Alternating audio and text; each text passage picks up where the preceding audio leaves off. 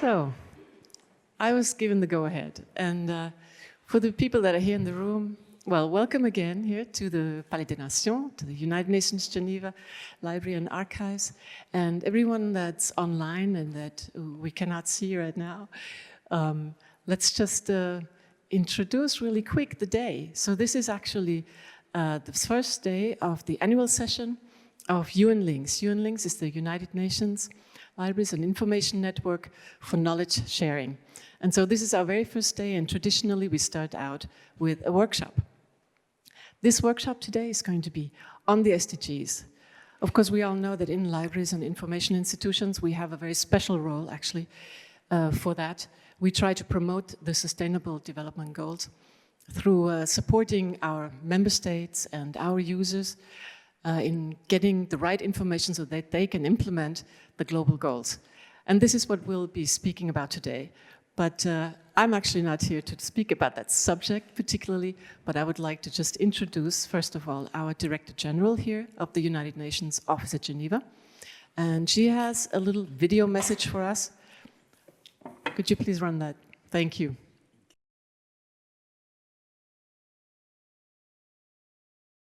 Welcome to Geneva. I am really pleased that this year's edition of UN Links takes place here in Geneva. You are now visiting the oldest library in UN system, which is here since practically the beginning of the 20th century. It's a unique place, and I'm really sure that it's the right place for your annual meeting.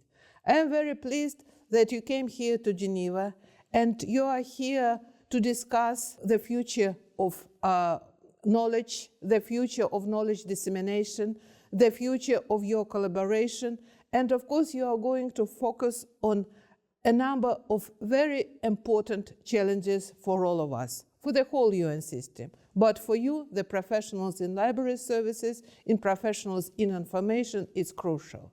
One of the topics about the role you are playing in the implementation of Sustainable Development Goals. Approaching 2030, we still have lots to do, and the role of libraries and information professionals in really raising awareness about SDGs and really working hard to support the implementation is crucial.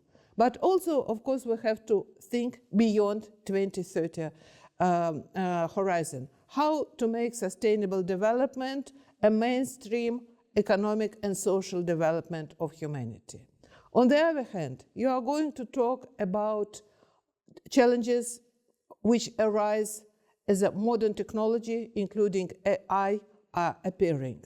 It's crucial because we are all aware that AI can produce immense positive consequences for humanity. And of course, it can facilitate and enrich the services the libraries are providing.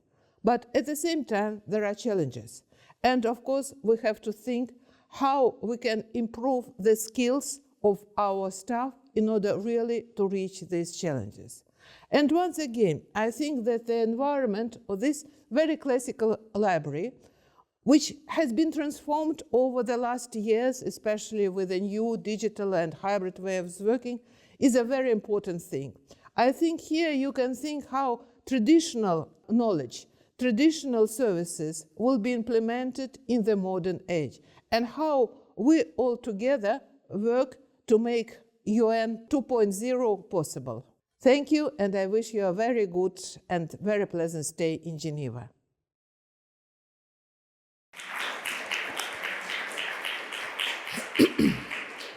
So thank you.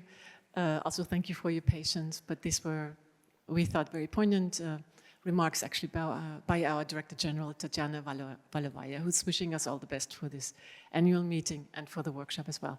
And so with this, I would just like to hand on now to the chair of UN Links, Eliza Mcleod. She is from the World Bank as well. So. Thank you so much, Sigrun, and thanks to everyone here in the room and online. And I want to extend a very warm welcome to our speakers for taking your time to be with us today and to share your knowledge and experience and hopefully your dreams. Dreaming is free implementation might cost us, but I'm really excited to hear what you have to say, and I feel there's a sense of urgency, right? We're just 5 years away. You think 5 years is a lot, it's really not. So we really have a challenge before us to think about how we can accomplish this together, and I actually think that we're going to be inspired by a lot of our speakers today. So I would like to welcome Katherine Rewinkel from WTO, Francesco Pisano, who is the director for UN Library and Archives, and then also we have online Franziska Corradini, the co-president of the Commission Biblio 2030 from Bibliosuisse, and this is to encourage libraries to promote sustainability and the achievement of the SDGs. Without further ado, Katherine. Good morning, everyone. My name is Katherine Rewinkel El-Darwish, and I am here in my capacity as the president for the Association of International Librarians and Information Specialists, AILIS. And I would like to add my welcome to those who came before me. We appreciate you being here, and we look forward to learning with and from you. AILIS, the Zentralbibliothek Zurich, and the CERN Scientific Information Service all annually organize a program called the Library Science Talks. This series is comprised of 5 to 6 presentations where we bring together experts in the field with professionals in information science, libraries, and knowledge management from within our association and beyond, with the purpose of learning about trends and developments around the world to take back with us to improve the work that we are doing. But the speakers and the topics are chosen from the membership, and that's no different for today. Today, the request had been for a talk about libraries and how to support implementation of the SDGs. However, the hosting of this year's UN Links in Geneva provided a very unique opportunity to bring together not only speakers from within the UN and Switzerland, but also abroad, other librarians and information professionals who could contribute to the conversation. So we look forward very much today to having this talk. We would like to thank the UN Links chair and staff, the hosts of UN Links 2024, the speakers, the moderator, and our participants in person and online for joining us today. We look forward to a wonderful talk. Thank you. Thank you.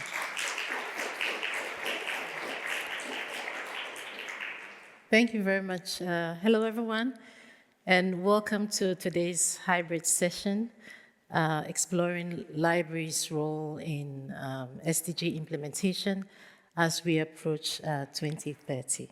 I'm Marian Aggrey with the UN Library and Archives, Geneva, and I'll be the moderator for this session.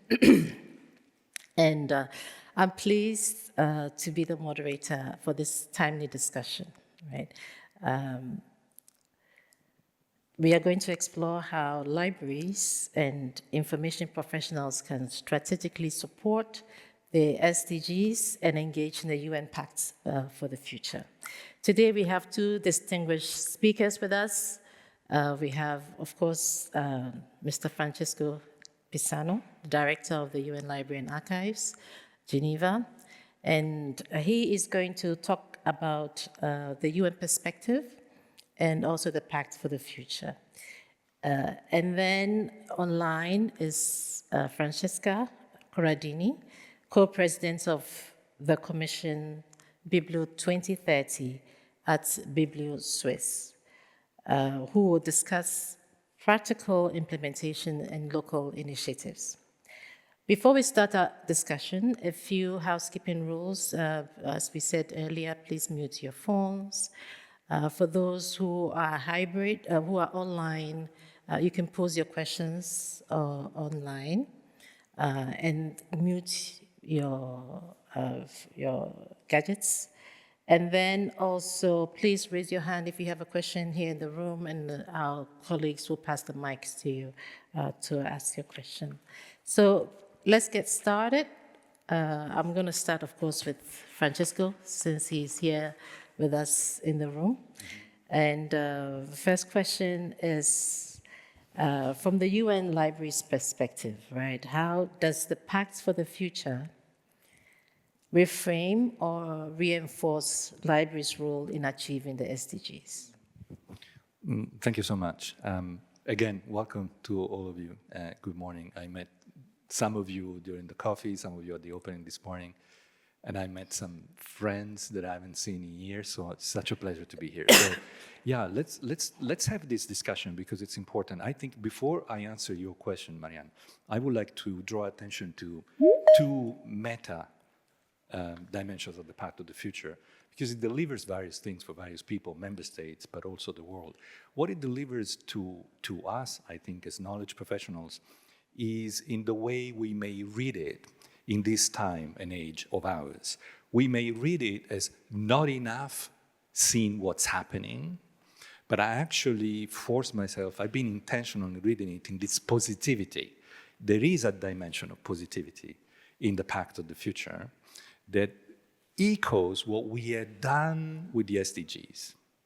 This kind of unanimity, how do you say, unanimous view of a possible future. We're able to see it, we're able to describe it on paper, and that is certainly something that should be read in that way. So if you read the Pact of the Future from a positive angle, it gives anchors to our work, and I will mention at least three that really emerged for me. The second meta consideration I wanted to make before answering the question is that it does another thing. It delivers it plots a second point from the SDGs. The SDGs used to stand alone as a sort of a summit of our ability to, together, as humankind, say, this is our strategy for the future. No more poverty, decent jobs for everyone, and these kind of things. And the SDGs are the dashboard. I'm not so SDG person. I'm 2030 agenda strategy person. I understand it's 17 SDGs, but the trick is not in the 17. It's much wider and more ambitious. So what the Pact does, it offers us, here's another point, and between 2 points, you can draw a line. And that line determines a trend. And if you look at that line, the trend is positive. We're going towards clearer vision of the future for all of us and all other living species, as if it took all this sort of evolutionary time for us to realize that we're just one among many other things on the planet. And that is encouraging. So when it comes to us, our work, I think the first thing, I think the Pact for the Future lays 3 anchors that I can see that stand out from the reading. It's a long reading. It should be shorter. It's a long reading, the Pact for the Future, but it's work. Yeah, that's the thing. And it's not even UN. I think it's really member states. It's long because everyone wanted to have their say, which is, again, if you see it from a positive angle, it's a positive thing. So the first that stood out to me is the anchor of access to information and digital literacy. For me, this is huge. It's a sort of in the Pact for the Future, we as information professionals don't feel alone or left out at all. So there were already anchors in the SDGs, but I think the Pact for the Future makes them stronger and clearer. So when I look at that, access to information and digital literacy, the first thing that comes up to me is this is an opportunity to remind investors to invest in knowledge. And you have to remind investors how good it is to invest in some categories, because that doesn't come natural. So this is also a part that we should, get a little bit outside of our box of discretion and calmness and sometimes silence, to be a little bit more advocating for us and for the knowledge we preserve. So the investment, but also the Pact for the Future makes a point of delivering universal literacy. And that is something that we're still struggling as a species. But all the while it's becoming digital. There lies the opportunity for us, how we can enter that. The Pact also says no more digital divides. We have a role in that too. How does it play for us? The second anchor for me was data and research. So there is an immense future for us in the UN system in gathering, analyzing, and repurposing UN data into UN knowledge for UN wisdom. We haven't gotten there yet. There is UN knowledge from a digital humanities point of view global, rather hidden, actually, rather hidden, and we could bring that out. But this part of being more open to research into the knowledge we have, to offer it with larger impact using digital technology and greater, I would say, generosity as UN. The UN is protective of our processes. We learned this through the years of the evolution. All the UN Secretariat and the agencies, the colleagues that are here, they know what I mean. I think that should be turned into knowledge generosity. Leveraging science and technology is also in the pact. And for us, we know how much that the importance of that. We also know that our budgets, historically, do not accompany that evolution. So if you look at the evolution of librarianship in terms of technology, we see that in the UN we're not treating librarianship the same, and that is certainly, in my opinion, it's a mistake. We can call it something else, but it's a mistake in investment policies. The third anchor for me is the drive of preservation of culture and knowledge that the Pact of the Future make for us, as if that is almost miraculous, as if someone in the negotiation of the Pact of the Future was a librarian or had librarian parents, because preservation, of course, there is culture there first and foremost, but there is knowledge. This is something we do, and I think it puts a premium on the work of preservation that UN libraries do, as if in the future there might be less barriers for us as professionals and UN staff at the same time to advocate for more means and more understanding for the work we do in this area of protection. We have seen here in this library archives how technology has changed everything in the preservation of historical archives, for example. It's about to change everything in terms of libraryship as well. We're about to enter a very difficult moment for us as library archives, the moment where this building we're in today will be closed for renovations. And we cannot move this giant library somewhere else for 2.5 years. So we will have to go digital. That is a challenge, but if we read it with positivity, is our life test to see how we can do that. So I think, yeah, to summarize on that, I think that we stand a chance to create more research and to create more inclusion based on knowledge, and to, I call it UN wisdom rather than UN knowledge, to help nations harvest this knowledge that is there to make it into wisdom. When you look at the world today, it seems that our highest ambition is just to tolerate one another as nations. Now, everybody knows that tolerate one another is not working together. And so working together is a different level. So there is a level up to go, and libraries has always been there when humankind was intent on going one level up. Right? So that would be... Actually, you've actually come into my second question, which was to look at the opportunities that the Pact for the Future provides for librarians in helping to implement the SDGs. Would you like to expound more on that, or...? Yeah, sorry. Yeah, maybe I went too fast. But indeed, what I wanted to say is that it is an opportunity for us to... But to take that opportunity requires not only reading the Pact and see where is our spectator seat. It takes standing up and say, okay, in this anchor, and this anchor, we're called upon being actors rather than spectators. And that without being hard on ourselves, it is when the budget shrinks, but anchors are provided in long-term strategies that go beyond our current level of collective consciousness. In my opinion, the Pact does, because I read it positively.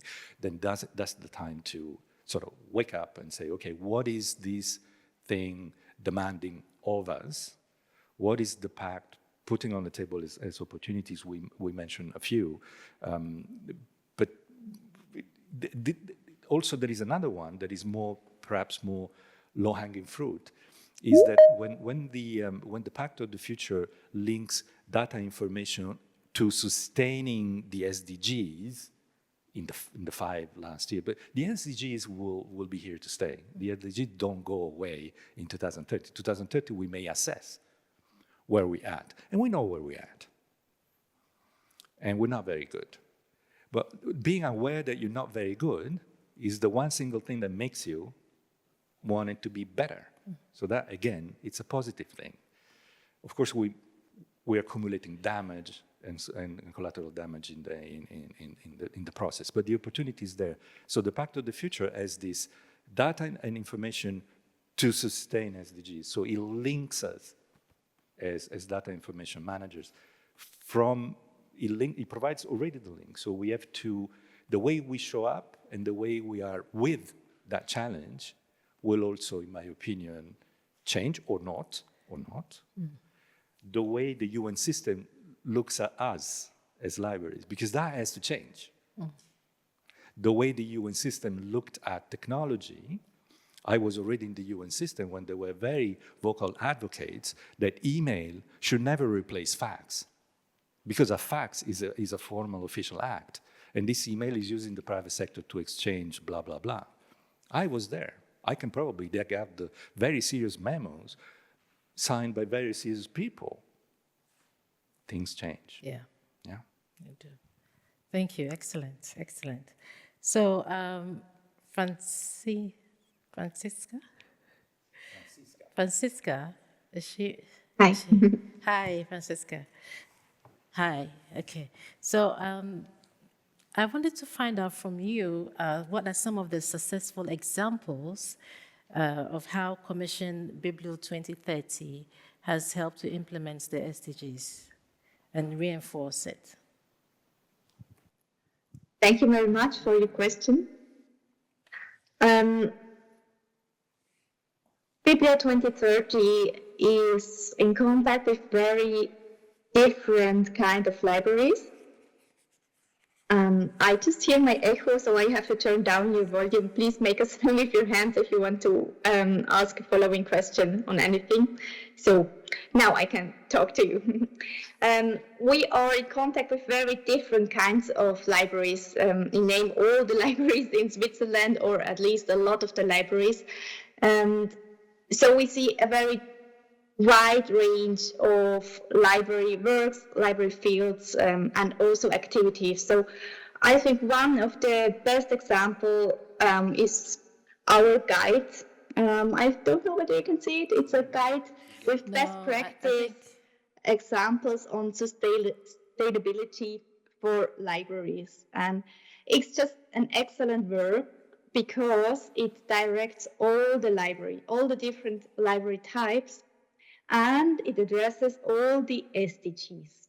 So you can find an example on different SDG activities or activities to workshop elements on the SDGs for every single SDGs, for every library type, and also you have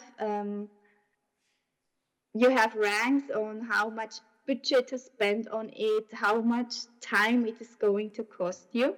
And I think that's one thing that is very successful, because we could deliver this to every single member of Bibliosuisse. And I think that reached a lot of people and a lot of libraries. And it's really a toolkit and a starting point, giving an idea what to do. But we have also very different roles. We have times where we are working together with libraries. For example, last year I was with a library working together at their library strategy, and we were implementing the SDGs on their official library strategy. And this is just one example. There are so different requests, and sometimes we are working with one single library, and sometimes we are working with a lot of libraries at a time. So that's also one of the strengths of our commission. Actually, I'm also very interested in how you came about with how this Biblio 2030 came about, and who is part of it, who makes up this, the one that you co-president of, the commission, the commission Biblio 2030. How did it come about? So I think it all began after ENSOLIB was established at IFLA. So the Sustainable Development Committee from IFLA And it was right all at the same time, the publication of the UN agenda itself, and also the IFLA activities. And then there was already at Bibliosuisse an engagement formed. There were some interested members that talked together, and I think it was all founded at the same time at 2017 that we came together, because we thought libraries are just the best place to make the SDGs known to the public. And one of the reasons for that is so many libraries are supported by the public in a direct or in a non-direct way. And so there are a lot of connections to the politics. And yeah, so actually we have there a basis to communicate with the politics themselves. And with the SDGs, now we have a language that is common to the libraries and also the politics. And we think that was a missing link. We realized that libraries were often not seen with the full potential, especially when it comes to deliver knowledge to really every group of our society. No other institution reaches so many different kinds of people. Only looking at the range of the age from library members shows that we have access to a lot of different people. And now it's our role to position the libraries themselves as a partner in communicating the SDGs to the public. And that's also why one of our main goals is to encourage the libraries to build advocacy and lobbying for the SDGs and also for other library services, because we think that our core services, what we do in our everyday life, is helping to achieve the SDGs. That's very impressive. Very, very impressive. So do you have any strategies that you would recommend to libraries that are beginning SDG implementation on what they can do, what strategies they can put in place to align their services to SDGs? Well, the first step is to familiarize yourself with the SDGs, which is still not as common as we would think nowadays. We often move in a filter bubble and do forget that not everybody is familiar with the SDGs. So that's step one. And then the second step is to really use the SDGs on every single task. So when we have a workshop with libraries, we often start with taking all the little SDGs, so each single SDGs, and mixing them with the activities of the library. So in the end, we have a list of all the activities a library has, and we have a corresponding SDG goal. So, or in best case, there are several goals.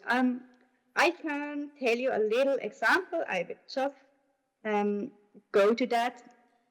For example, if we have an infrastructure for checking application documents and CVs, this would, for example, help for the goal number 10, reduce inequalities, and also for the goal number 8, decent work and economic growth. So that's what we do. And this helps to raise the awareness for the members, for the library staff themselves. And in a second step, when we do promote services like that, we just simply start with adding the little logo at the bottom of the invitation or the flyers or whatever. And as we are more confident, we start to address the SDGs themselves during certain activities. For example, if we have a talk with an author or so, we just can start to add 5 minutes in the beginning or in the end to link with the SDGs, just to make it a subject of discussion. So we are going to give our library members the chance to talk about, to ask about. So when we do that with every service, we establish library also as a discussion platform, and also as a partner where you can ask your questions and where you can get reliable information on that huge SDG or even climate change area, which is so complex. It's so hard to realize which one is now the way to follow. And we do want to establish library as expertise partners also for everyone. Great. I think it's a very good point that you raised here, because it's great that you anchor the SDGs in each of the activities that you're involved in, which I think it's something that we can all learn from and emulate, right? So I got two last questions before we go to the Q&A. And this question is for both of you, Francesco and Franziska. And it's what role do you see libraries post-2030? What roles do you see libraries playing in this? Because Francesco, I remember you mentioning that SDGs are ending, but then we continue. So how do you see that? Will you go first, Franziska first? Franziska? You want to go? Sure. Okay. Did I go first, or? Yes, please, go ahead. So I think it's a hard question to answer because it's impossible to look into the future, but I think it's important that libraries stick to their key roles or also to their daily business activities, because that's what's sustainable in itself, and it's also what makes it reliable. And if we have our core, I just missed the word, Dienstleistungen, services, then it's also easier to go on with that. And I think whatever follows the SDGs after 2030 will have to be implemented in the libraries as well. So we will work as a knowledge hub, as also a trustworthy area where people can address their anxieties, their needs, or their curiosity, and also library as a third place where different knowledge and backgrounds can come together and in a place of discussion develop new solutions that work on a very local basis, because that's also a strength of the libraries. Usually we are in one city and connected very well, and if we are strengthening our local network, we also can achieve something. And if we go too far away from what we do, then I think it could be one threat that we lose our members because we are too far away. But if we are working on a very local level, that's where the SDG and library synergies can develop the best. So that's what I think is going to be the future of SDGs and the libraries. Wonderful, wonderful. Given that you couldn't look into the future, great. I like that. Looking more at UN libraries, I would say that overall I can see our work to continue and evolve, maybe doing our part in creating the next generation of international organization staffers and diplomats. Now, diplomats, of course, are trained in their own countries, according to a mantra that is our country first, and then multilateral second. But that will not necessarily be there in the future beyond 2030 because either of the size of global issues that will become so predominant that the space for just doing your own thing in terms of domestic interests will be reduced, or because we will have by then, although it's only 5 years from now, reached a higher degree of collective consciousness, which is, I think, what's hampering us as a species right now. So for libraries have always been there, thousands of years, right? So it's logical to believe that they will be there in the future for centuries and thousands of years. So it's not where the challenge lies. The challenge lies how connected your existence is what's going on in your time and age, let's say 50 years from now. So UN system libraries 50 years from now cannot be what they're now. They need to be a UN knowledge system in itself. They cannot be a space at the end of the corridor on the right, on the left, in any given organization. I'm not saying all of us are like that, but budget-wise, yes, all of us are like that. With that little part of the budget at the very end of the corridor, to the right or to the left, if you still have the privilege of existing. So what we don't want is, first of all, to cease to exist for budgetary distraction. And so this is where UN links, in my opinion, can do much, much more. Are we losing the sense of collective impact? Not the impact of us separately, but are we losing or have we lost the sense of what it means to grow together as a system? Are we a UN system, knowledge system? So this is clearly what I see in the future. The other thing that I see is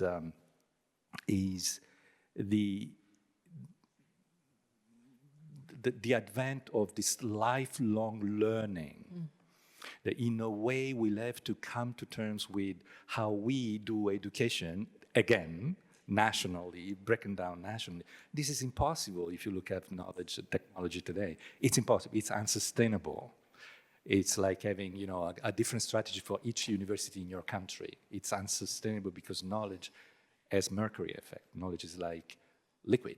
It will tend to trace its own pathways into larger bodies of knowledge. So how do we, as UN Libraries, see ourselves is there? And then the third is perhaps communicating that way of being and those elements of future foresight, if you wish, to member states. Member states are not a gang of poor intentioned people intent on destroying our budget resources. Quite to the contrary. The problem is the timing of, are you going to sit and wait until someone asks you the question, is it worth for you as a library to survive, for me as a member state, And I think there is a lot that we can do with what I was mentioning in the question before, was this UN wisdom. What I mean by UN wisdom is that the international system as we have it is built on the notion of a sovereign state. Behaving as a sovereign state is different than behaving as a member state. Because you're a member. It's like a community. You behave like an isolated sociopath in your community, you produce some results. If you behave like a member of your community, well, you behave differently. So there is this member state notion that we can work on together with member states, using this long knowledge that we have on how member states have shown up all along our existence as knowledge hunters and preservers, and we can extract wisdom together from, what it is to be a member state in the face of climate change in 2050, for example. Those, I think, are the questions that we can ask because we're information and knowledge professionals in our own system. So in a way, I think there is a lot in front of us in terms of opportunities. Even if, of course, if you look at the budget trends for us, for example, here in Geneva for the past 5 years, they're not crafting a nice future. So if, from an economist point of view, things are not going well. But this is when you want to maybe wake up and, say what you need to say. Yeah. So thank you. Wonderful. Given these ideas and strategies that have just come up, what are the competencies that you think that librarians need for the future? With the pacts for the future, with the post-2030 development, what competencies do you think that librarians would need? Franziska. Well, I think one of the competencies is that they should be able to gather all the knowledge that is necessary and break it down so it is understandable to everyone. When I think to all the public libraries and all the people they can reach, then it has to be in a way that everybody can understand it. And I think that's going to be one of the main things. Another point is that we need to be stronger when it's about developing a network and keeping it alive to very different stakeholders. Because if it has to work that the SDGs are transported by libraries to everybody, then it's not just going to be enough that the head of the library or department or whatever, just one single person in a library is looking for that network. So every library staff member has to take care of the network. If it's just towards the library visitors, or whether it's to the politicians or to scientists, it's just important that every library establishes a reliable network. And we see a tendency that libraries keep to themselves and they are not very going outward, and that's one of the challenges, and that's a little bit different from the way librarians saw themselves in the past. We have to go far more outwards, we have to reach out, and I think that's also one of the competencies that we have to build in future. Great, thanks. Francesco. From my standpoint, the competencies we already have as a professional group are going to basically remain the same at the core. I think that in future we should be readier to be more digital friendly in the way we curate specialized knowledge that is produced or comes into the UN as a system. And there is a lot of that. And as technology increases its presence in international relations, then more of that will come into our reservoirs. So that digital competencies, I think they need updating, but hey, but what's new? In any other branch, a professional branch, that is also the case. Conversely, I think that competencies in partnership, hubbing together, and act as a hub, and be ready to be part of a hub as professionals, I think that is a competency that perhaps we may want to work on. And advocacy is also a competency that I think should be developed in future. I think that one of the things that we could try ourselves already at this stage of development is how would it be to create a true UN knowledge network using technology. How good would we be at doing that, and how good will we feel as part of a network as a sort of life on its own in terms of in absorbing and re-injecting knowledge. One last thing perhaps that I don't see now that I think will be in the future, and we may, I don't know if that is a competency, but I mentioned before, curating specialized knowledge, that's a competency we possess. Mostly digital, I'm not sure, we should work on that.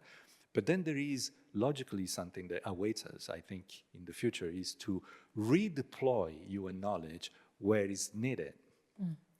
Because the channels for that will be much more available than there are today.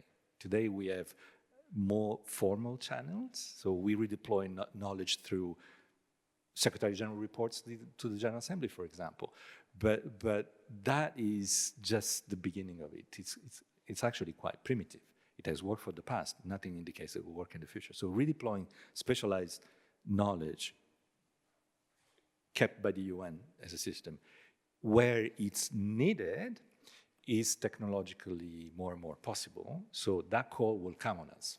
While you're sitting on the things you know, while you're sitting on the entire global data compilation of this one indicator, okay? That is the question that I think will come to us. Great. Wow. There's a lot coming on to us. So I'm going to open the floor for your questions. If you have any, raise your hand and the mic will come to you. I see Irene has her hand up over there. And those online also, we're including you in this discussion, so you can unmute and ask your question. Go ahead, Irene. Okay. Greetings, Irene from ECA Library. My question is to Francesco. I saw that there's Francesco. Okay, I'm talking to Francesco as a senior leader that is involved, that looks down, to the library system. And I wanted to understand, I know you know what the UN libraries are going through.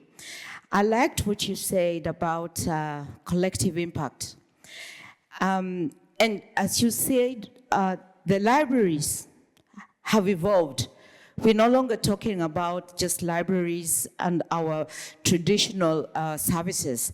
Today, libraries, like for example, the tour we went, we are part of the museum perspective of the library. We're part of KM, mainstreaming KM. And in recent employment, you see they're always saying you must have data analytics within your PHP. Now, I just wanted to say, as a leader within us, looking at the challenges that we are going, looking at what you said, that idea of collective impact, looking at us having one united nations knowledge hub, as well as taking our information to where it is needed most. And I think that is now linking our member states. How do you think us as UN links should go about achieving these kind of things? We normally meet here every year, and every year in, out. What advice can you give us? How can we have a collective voice? How can we work together to be able to kind of help our senior leadership to be able to have a common voice or be able to influence our budgets, how we use our technologies, as well as how we can mitigate our problems, because we have a number of problems as the libraries are evolving. I would like to hear your thoughts as a senior leader in this UN system. Thank you. Well, thank you so much. I never thought this moment would come where you asked me for advice, because you taught me so much. One of my famous self-paid missions, I traveled to your library, which already wasn't a library, and I was immensely inspired. And you know that. You know this is not sweet talking, because you know that it's true. And I have been so inspired by what I've seen and what you taught me, that actually we are also engaged in something similar, which is recalibrating where is on the geography of it all, and the knowledge, the library, the archives. So it's very hard to answer your question. I think that to be concrete, the first thing that we should do is to put forward in clear terms the value we add to whatever process that is there. And I think that in the UN Secretariat there is a culture, and in agencies there are other cultures. So this is culture dependent. The way you put forward the value you add to the process in the UN Secretariat is going to be different than what you've done, you've been able to do in ECA. Because after all, that was the process. Here's the value we bring, and here how we have to rectify the positioning on the map if we want to continue that way. And then, of course, every organization is organized to exist more or less the way it does. But I think there is something that we as individuals, as professionals, miss sometimes, or sometimes most of the times. And when we congregate in units or sections and even divisions, we keep missing it. And that is that when you exist in the professional world, you tend to focus on what is demanded of me in my position.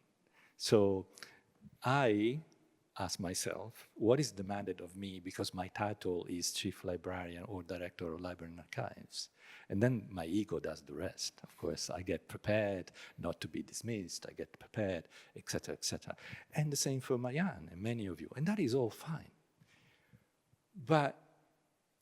And that happens also as a section. So when you incorporate as a library, you keep asking, what is the demand on us because we're the library in this budget line, in this KPI series, in this fiscal year? But then there is the challenges that descend upon the organization we're in. And it's like when something is raining on the side and you just barely see it with your eyes, like something here, there's movement here. And this, absence of focus makes it that you exist professionally in stereo, but you hear only one channel. So my advice from my old seniority is just that, if we open the other ear, then we have a perception of the challenges that are descending upon the organization. I can certainly hear those for the UN Secretariat, and many of you may as well. But the same goes for every organization and every agencies out there. And when you do that, then the added value of what we do together appears much more clearly and can be explained clearly to other directors in the organization who are not intent upon doing what we do. They do something else. But that connects all of us. Then the other question you put, how can we do it as UN Links? What should we do? I think we should do that in a way that is positive and benevolent. I think we should do that not fighting for resources that are going to be more scarce in future, but really realign with what the system wants to do. And what does the system want to do? If the system could speak to us, it would say, I want to create the conditions in people and processes to address things that are here now that weren't there when the charter was written. They weren't there. Now, how do I, as a system, poor thing, me, respond to this? I need help. And so, in our history of civilization, where is that help ever came from? Knowledge. Again, knowledge turned into wisdom by leadership figures, if you want to simplify, yeah? But that is the path we know. So, add AI, fine. Then what will happen is that the speed of data processing into information ready for knowledge making will be faster. But here lies the juncture with the human. Being there to produce knowledge, to produce wisdom out of knowledge. So for me, I don't know if that is 250,000 feet, but I think, okay, if we want to bring it down to earth for the Secretariat, I think the Secretariat, the General Assembly, should be asked, do you want to create a separate, clearly identifiable part of your budget for knowledge, services, and data monitoring? Or do you want to crush the system and then, instead of repair it, make it better, recreate it later? Because that, I think, is also, if you want to be super concrete, what is missing today is identifiable money that goes to knowledge services and data monitoring, for example. There may be others. Great. Long answer, sorry. It's okay. We have time. So far, no questions online, but please, if you are online, don't hesitate to put your question in the chat or raise your hand and we can show you on the screens in the room. Okay.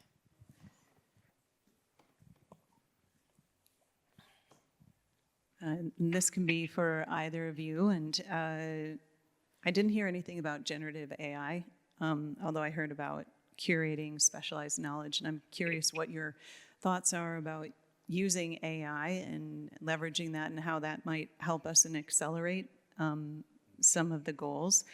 And then I wanted to say, also ask you if you were going to actually rewrite or update the SDGs beyond 2030, what one goal or target would you want to include or strengthen beyond what you see now? Who'd like to start? You're both looking at me like you have to. That's a little bit of thinking. So generative AI, and then. Franziska, are you ready? I'm ready too, but I don't know. Maybe this time you go first. Okay, thank you. I think it's a very difficult question because we all know that generative AI has huge problems concerning bias, especially all the social problems, and that it's going to make in German it said the scissor is going to open wider between the digital divide or even all the other injustices. Sorry, I don't know how to formulate that correct, but I think you will understand what I mean. I think that's going to be going to happen because AI is not going to disappear anymore. But I think we have to have a really close look on that. And then actually, I'm just right into AI all the time at my workplace. And we do use generative AI, but again, there is a problem with the use of generated content because it's just requires such a huge knowledge, a specialized knowledge to oh, sorry, did you say something? No, go ahead. Go ahead. Okay, sorry, I just didn't hear. So the problem is that to evaluate whether the generated content is correct or not, you yourself need to know a lot on the subject. And one of the main strengths would be that we can reduce knowledge that we do not know and want to get in a fast way. That would be one of the best cases. AI would help us with knowledge, but then it's also the problem at the time. So I think, yes, that's hard. And whether another SDG on the agenda would be good and what it would be, I can't answer that because I have honestly difficulties to remember all the 17 out of my mind and then adding another one will be a good thing if it helps us to make it measurable, to have a goal to achieve and to write it down will help us, but I can't say it has to be this or that. Thank you. Okay. So AI is a tough one, but I think I agree with Franziska. At least on one thing is not going to go anywhere, and I think it's kind of a moment of reckoning for us as humans, because as humans, what we have done is to produce technology from the wheel, from fire. It's basically our story. So now we are playing with bigger tools, and so we get bigger results faster. So I think there's no difference. It's just a question of intensity.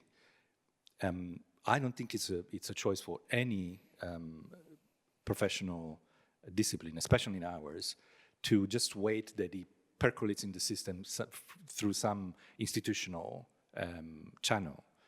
I think that today everyone should be at least paying one AI app, because when you pay for it, you see the difference between what's there and what you can actually use. And then for us already as individuals, form an opinion of what is the mix that we want to use, because these machines weren't parachuted on Earth by another civilization. We made them, and yet we don't treat them as our creatures, which they are. We treat them as something. We want to build an international organization to keep them at bay. So if you're a child of someone who treats you like that, you know what's coming, right? So I think there is a lack of integration as humans we are, or what this is and who made it. We made it. And so where is there? Institutionally is different, of course, because it will give a lot of power, and this power will be unevenly distributed. Again, nothing new in our civilization, not even the previous civilizations, nothing new there. Power is unevenly distributed. How we respond to that, having built an international system like the one we built, I think we should ask ourselves that. So in a way, AI for me is, are we capable of digital wisdom? And as libraries, we may want to look into what is digital wisdom. For me, it's something that lies a little bit further down the road or up the road from digital literacy, which is, here's how you can get in trouble online. But digital wisdom is also how you mix the things together. And we're terrific mixers. We mix things and we make other things, etc. On the SDG, for me, the SDG 18 should be a measurable indicator of collective participatory consciousness among human beings, very clearly. I've been thinking about this for years. This is what is missing. This is the secret ingredient to have us come together. And I think that today, it's that miss is particularly painful. And I'm not referring to conflict, because conflict is us. We are conflict. Without us, there wouldn't be any.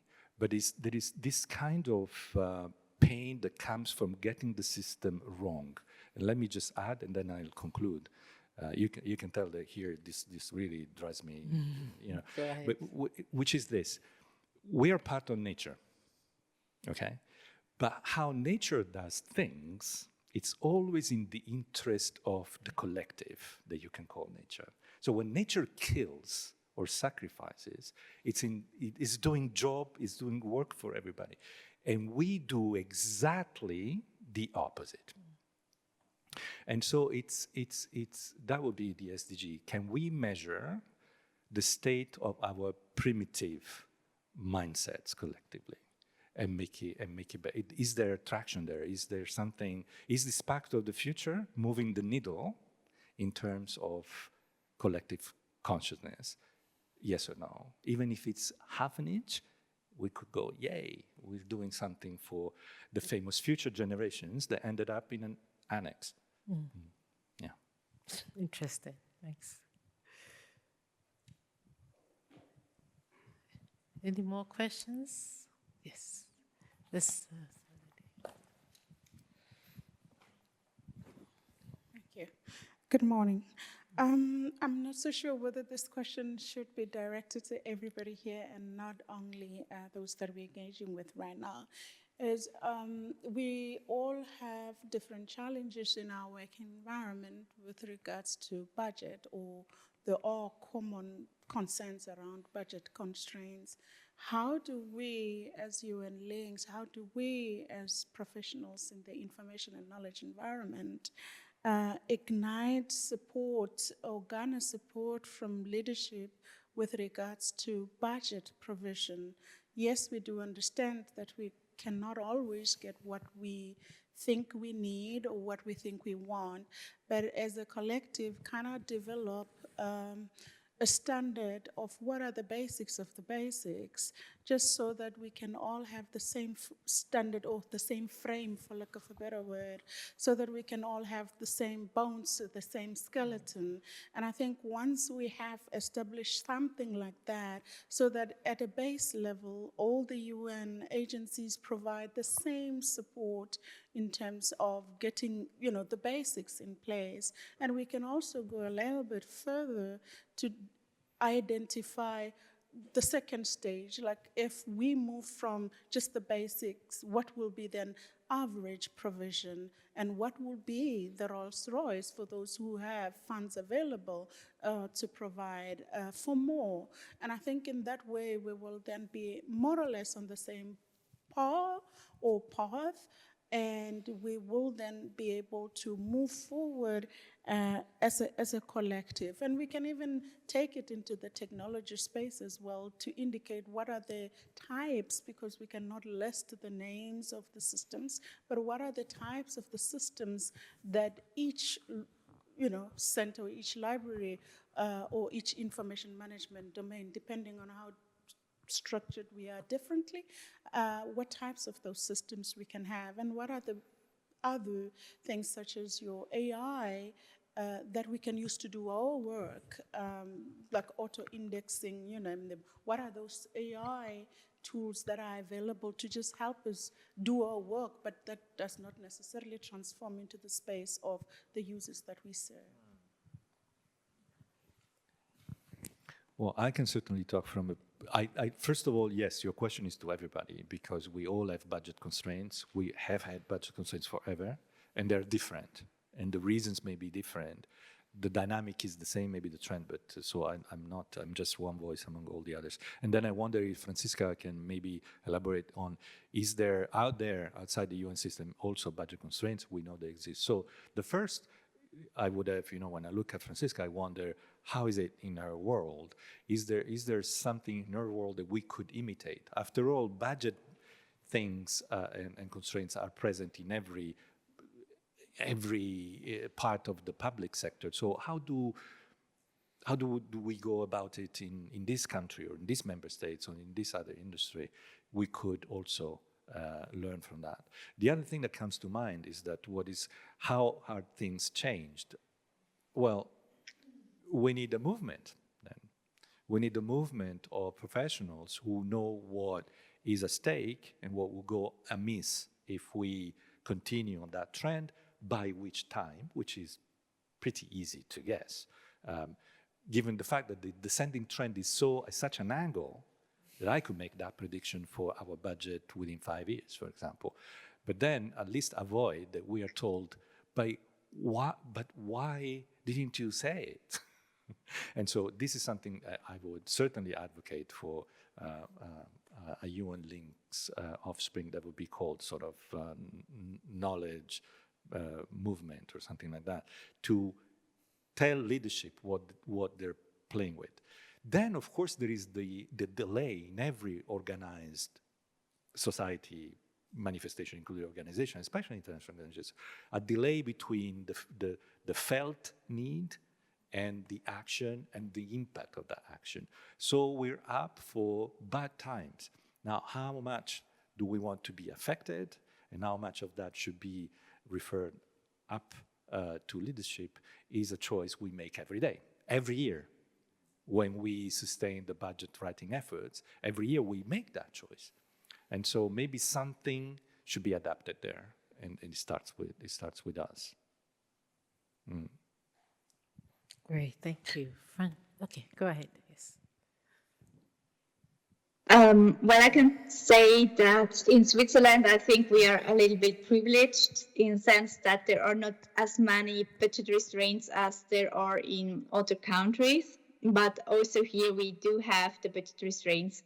And that's what I talked about earlier, that SDGs build a language themselves, because whenever it is about getting more budget or fundings, the main thing that's going to decide whether you get it or not is your relation to the people that will grant the money. And when we are coming to local libraries, that's going to help to come into to connect with the politicians that in the end grant the money. And we do, that's also one part why we say do really use the SDGs. And if you have your activities in a political relevant way and you can show that it has an impact, then it's easier, not easy, but easier to request the money you need.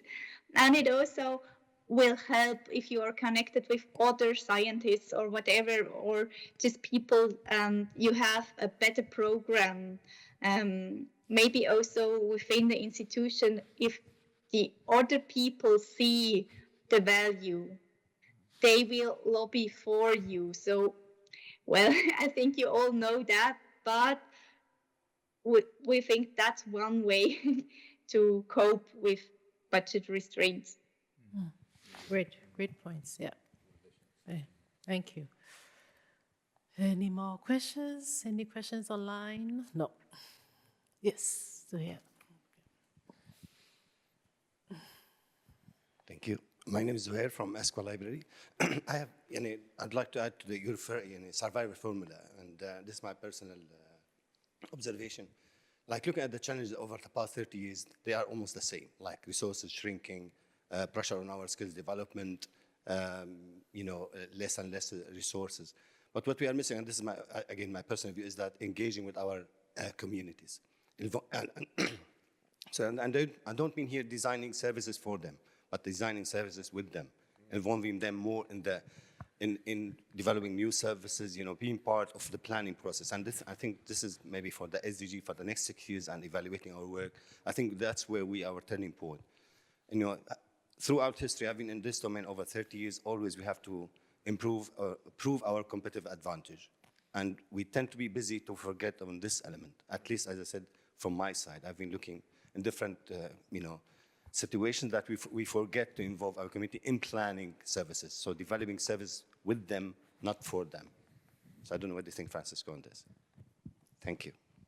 Well, I think you're totally right. And it's known in other professional quarters how this, through engagement, produces what we call innovation, maybe practically doing things better with a distinct advantage for the beneficiary. That's innovation. We do a lot of innovation that is actually moving chairs around, and that is called doing things in a different way. There's no innovation. So I totally agree with you. I think that we in the UN system are constantly in a tension between the promises of the Charter and the reality that is delivered by reality, and the complexity that has become so intricate today that there's no easy answer for anything. So I think that this is normal. And when you look at that, you mentioned 30 years. 30 years in the dynamic we're observing is nothing. But what is even more eye-catching, I think, is the fact that in going towards the future, because of the technology factor, every 5 years will be as weighty as 30 years. And so here the challenge becomes, it's not so much 2030 or 40 or 50 or 63 for our friends of the Africa agenda, 2063.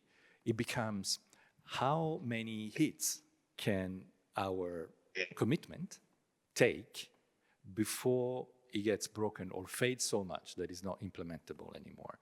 So I think that we're distracting ourselves with dates. 2030 is here. Oh my God, this is the attitude of someone who knows that hasn't done his homework and the test is coming in 5 days. It gives you an extra, motivation to stay up at night, but it won't make that test what it needs to be because you haven't learned things at this point. So how do we learn? With knowledge. So we are on the right side of that dynamic of saying we provide knowledge, we can provide wisdom, we can provide much more if the resources are there. So in the end, the word that keeps coming to me when I hear you talk about budget is where are we investing the millions? Because millions are everywhere. We're submerged in money. There's never been so much money on earth than now. Where are we investing that money? For what? Why? And so I think that is a powerful question to put to any form of leadership. Why are we investing all our money here, and not here? And that could enlighten us, in a way, and escape this trap of we and them, etc. An organization start having big trouble when you hear a director say, they cut the budget, because they are they, you know, we are all they. So that is something that I start seeing, and it's worrisome. Yeah. Yeah, good point. Oh, yes, time. I think we're running out of time, so we'll just take one last question, and then, yeah. So it's not a question, but a comment. So very quickly with AI, I feel that we as a profession are not as agile in making ourselves adaptable to AI. Couple of suggestions. When I look at library and information science programs, we are behind. When I'm looking at hiring, the skills we want is more data scientists. So if we can adapt our programs better. The second thought is we need a seat at the AI table, right? So one of the things that we've been doing for internal AI models at the International Monetary Fund is how we can bring in publishers into our internal models for learning these. And the second aspect where I feel we can make a difference is the proper use of AI and the implications. This is working with our legal colleagues. So overall, I feel as a profession, we need to be more nimble and agile in adopting it. Thank you.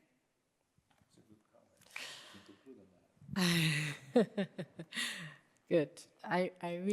Irene also wants to say something, and that would be the last thing, yes. Thank you, thank you. I just wanted to also say, over and above what Sai has said, perfect, how do we sell ourselves? I think one of the areas that we really need to do better is telling our value proposition, selling ourselves better. And I think this also speaks into what we do, the diversity of skill sets that are within the library. Like Sai says, what AI, everybody, I mean, when we speak about AI, everyone is saying the disadvantages of AI. But we need to look at what is the value proposition of AI. For example, my supervisor asks me, I'm trying to change, this is the senior leadership, I'm trying to understand where ECA has come from in terms of our program. Are we spending money on these programs day in, day out, day in, day out? And this is where AI comes in. So my first reaction is, how can I tell the trajectory of our programs so that they are able to see what have been the advantages of this program vis-a-vis what are the strengths of this program. And that is where AI comes in. And then now you'll see that they will give you funding. They'll say, okay, how can you help us to be able to do this? So I think that being able to tell our story better is really, really important in terms, like, I saw this museum. Coming from there, you would not even see, nobody will know that we have such a trove. How do we communicate? How do we make noise about what our value proposition as libraries, as knowledge persons, as knowledge centers have? And then, of course, chatting into new areas. The libraries looked at, for example, just a place where people are quiet, people come and read. But libraries today are places where people interact. So changing that idea of not just a place where people come and seek knowledge, but also where people come and connect between each other. And that also means with the change of spaces, change of the offerings that we give. Thank you. Wow, thank you very much. Thank you for all your points. Thank you for your questions. And we have a lot of food for thought. And we also have some sound bites to talk about as we continue for the rest of the week. A lot to discuss with AI when we go to ILO, and also with the visits to the various libraries. We will continue the conversation over there. So thank you very much, Francesco and Franziska, for your insights and examples that you shared with us as we go on to achieve the SDGs by 2030 and beyond. We're giving us some examples that we can learn from, and you're also giving us some perspectives from the Pact of the Future that will also guide us in our conversations as the days unfold. So the last bits, I think for me, I'm just going to read it. It makes it easier and less pressure on me. So as I said, we've had these thoughtful perspectives and ideas, and these strategies and practical approaches shared today offer us a collective way to strengthen our knowledge base and our networks and our contribution to the Sustainable Development Goals. As we approach 2030, it's very clear that libraries and information professionals have both the responsibility and the capability to significantly impact SDG achievements. So thank you once again, Franziska and Francesco. Your insights have been very valuable, and thank you also for listening in and for asking your questions. And as we continue, I guess it's time to have lunch. My stomach has been rumbling, so it's time to go eat. And thank you very much. Thank you.